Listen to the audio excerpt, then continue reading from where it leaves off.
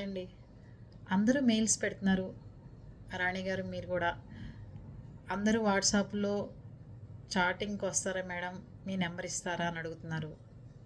అందరికీ నేను ఒక 3 డేస్లో అందుబాటులోకి వస్తాను. కొంచెం చిన్న చిన్న పనులు ఉన్నాయి, అవన్నీ కంప్లీట్ చేసేసుకుని ఫాదర్ కూడా ఉంటున్నారు కాబట్టి కొంచెం పనులు ఎక్కువగా అనిపిస్తున్నాయి.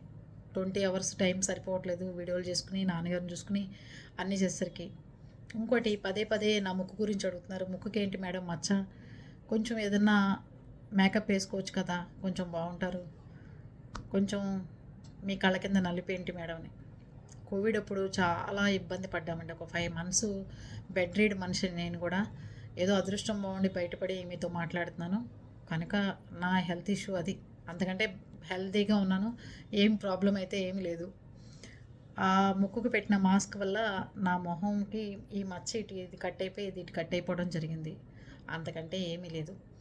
ఇంకోటి క్రీములు ఇట్లాంటివి ఏవి నాకు నా శరీరానికి పడవండి, ర్యాషెస్ వస్తాయి. అందుకని ఒక్క పౌడర్ రాసుకోవడం తప్ప ఇంతవరకు నేను ఏది రాసుకోను. అందుకని దయచేసి ఏమనుకోమాకండి. మన కోసం తయారవటం తప్పు కాదు కదా అంటున్నారు, కరెక్టే. కానీ నాకు తయారైంది ఇంతవరకు చాలని నాకు అనిపించింది.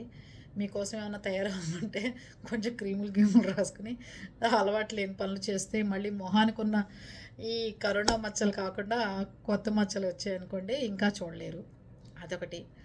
ఖచ్చితంగా అందరి మెయిల్స్కి నేను సమాధానం చెప్తాను, అందరికీ అందుబాటులోకి వస్తాను, అందరివి వింటాను.